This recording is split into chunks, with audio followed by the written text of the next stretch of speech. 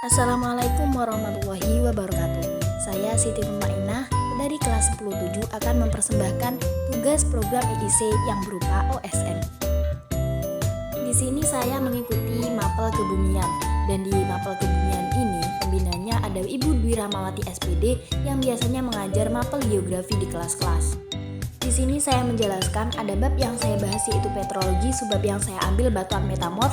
Materinya ada pengertian struktur, tekstur, macam propolit, grade of metamorphism, tipe dan klasifikasi, dan penamaan batuan metamorf.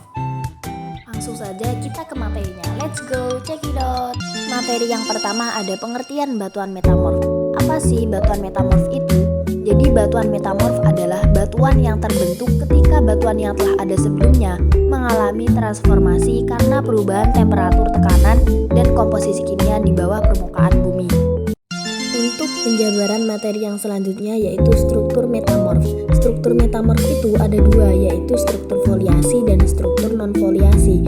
Struktur foliasi sendiri memiliki pengertian suatu susunan mendatar dari butiran mineral sebagai hasil dari proses metamorfisme. Sedangkan untuk non-foliasi adalah struktur yang tidak memperlihatkan adanya mineral batuan metamorf. Jadi perbedaan antara kedua struktur ini yaitu terlihat atau tidaknya butiran mineralnya. Selanjutnya ada penjabaran dari struktur foliasi. Struktur foliasi itu yang pertama ada slenic lave, yaitu peralihan sedimen yang berupa metamorf, halus dan sejajar. Belahan rapat yang mulai terdapat daun mika halus mempunyai suhu 50 derajat Celcius sampai 300 derajat Celcius. Batuannya disebut slate atau batuan sabak, memiliki ciri warna hitam, coklat, merah, dan kekuningan. Dan di situ ada gambar dari batuan lempu sebagai contoh dari struktur slenic lave ini. Yang kedua yaitu pilitik. Pilitik yaitu hampir sama dengan slenic lave, tetapi mineral dan kesejajarannya sudah agak kasar, memiliki ciri warna perak, keunguan, kecoklatan, putih, kekuningan, dan hijau. Sebagai contohnya yaitu ada kuarsa. Yang ketiga ada skistosik. Skistosik itu mineral pipih lebih dominan dibanding mineral butiran, mempunyai suhu 300 derajat Celcius sampai 450 derajat Celcius, berasal dari basalt, memiliki ciri warna hitam, keunguan, kehijauan, kecoklatan, keemasan, kekuningan, dan merah. Karena skistosik berasal dari basalt, jadi saya mengambil contoh dari skistosik yaitu batuan basalt. Yang keempat ada gneiss. Gneiss itu adanya mineral utuh lebih dominan daripada mineral pipih, mempunyai suhu 450 derajat Celcius, memiliki ciri warna hitam, abu-abu, kecoklatan, perak, biru, kehijauan, dan kekuningan. Untuk selanjutnya ada struktur non-foliasi, yaitu terdiri dari yang pertama ada hornfelsik. Apa sih hornfelsik itu?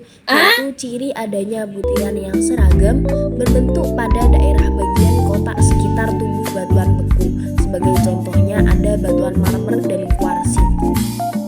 Yang kedua ada melonitik. Melonitik itu struktur yang berkembang karena adanya penghancuran batuan asal yang mengalami metamorf dinamo. Yang ketiga ada kataklistik. Kataklistik itu hampir sama dengan melonitik tetapi lebih kasar. Contoh dari batuan kataklistik adalah gambar yang sudah tertera di atas. Yang keempat ada pilonitik.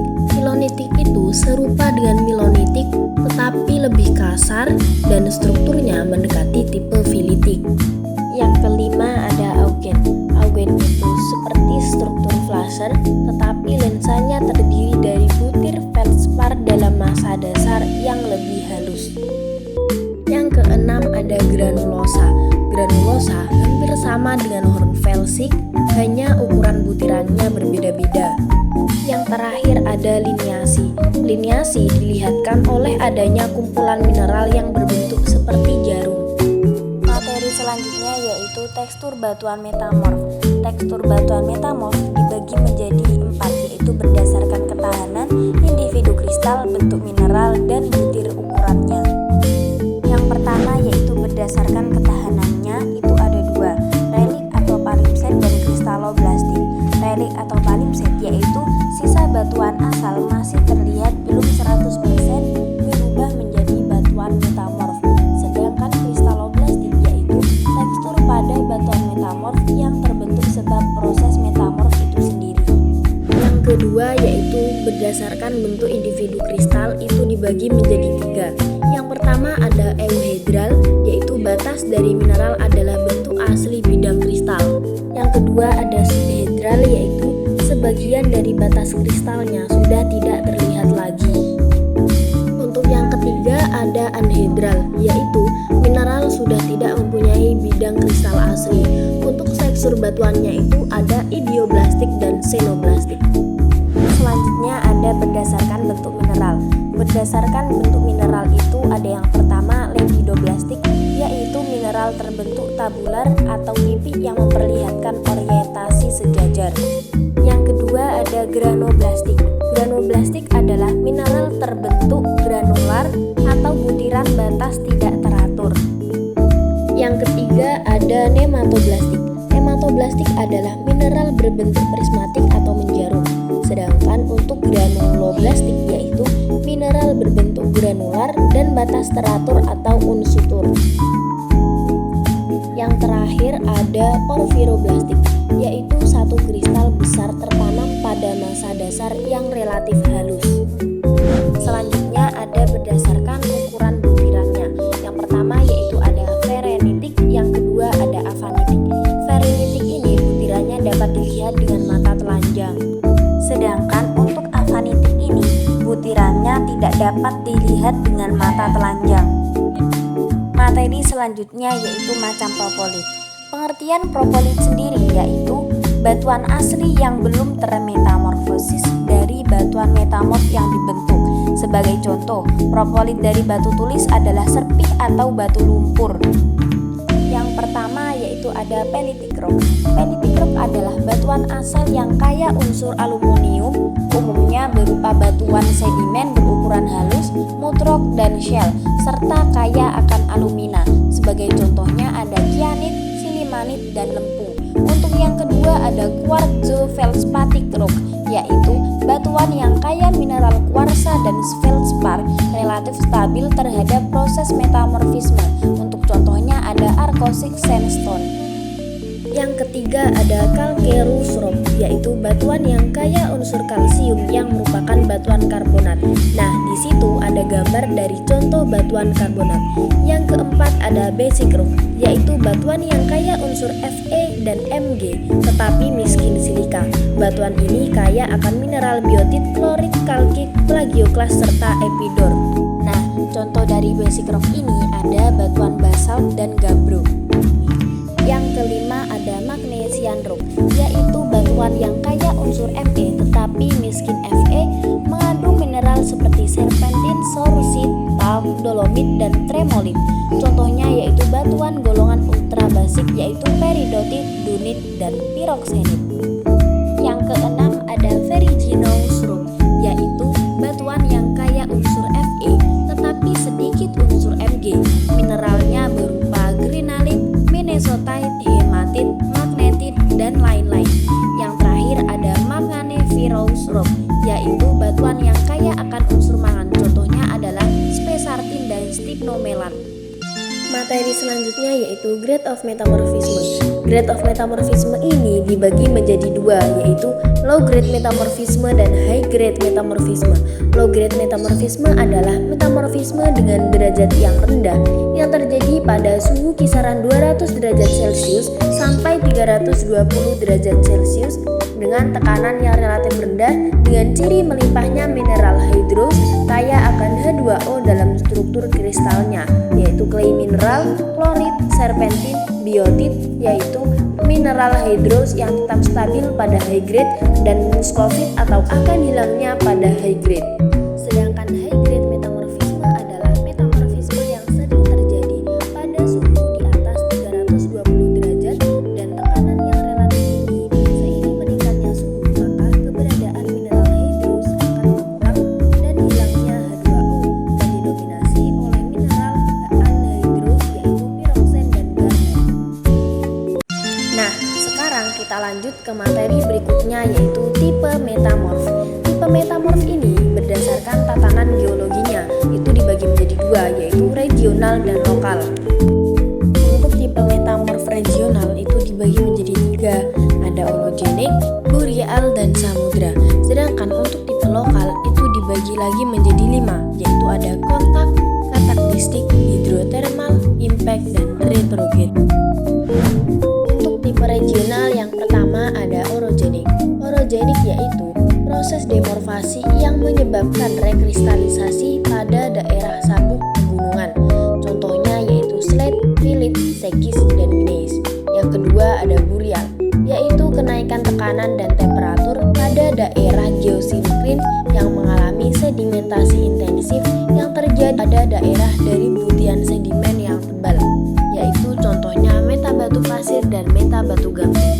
Yang ketiga ada dasar samudra, yaitu perubahan pada kerak samudra di daerah pegunungan tengah samudra terjadi pada dasar samudra dan menghasilkan batuan komposisi basa dan ultra basa. Untuk contohnya ada serpenitit, grinalit, dan metabasalt.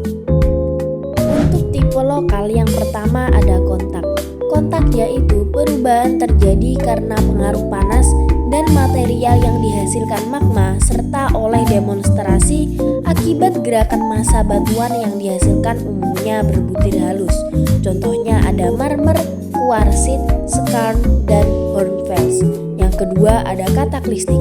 Kataklistik yaitu proses terjadi murni karena gaya mekanis yang menghasilkan penggerusan dan granulasi batuan-batuan yang dihasilkan berupa dengan struktur non-foliasi. Contohnya yaitu ada milonitik, filonit, dan fault gauge. Selanjutnya ada hidrotermal. Hidrotermal adalah proses demorfasi yang menyebabkan rekristalisasi pada daerah sabuk pegunungan, alterasi kimia oleh air panas dan kaya ion, serta sumber air yang panas di dalam. Alterasi sendiri memiliki pengertian proses perubahan komponen mineralogi batuan dalam kondisi padat. Untuk contohnya ada serpentinit dan soapstone. Kemudian ada juga yang namanya impact.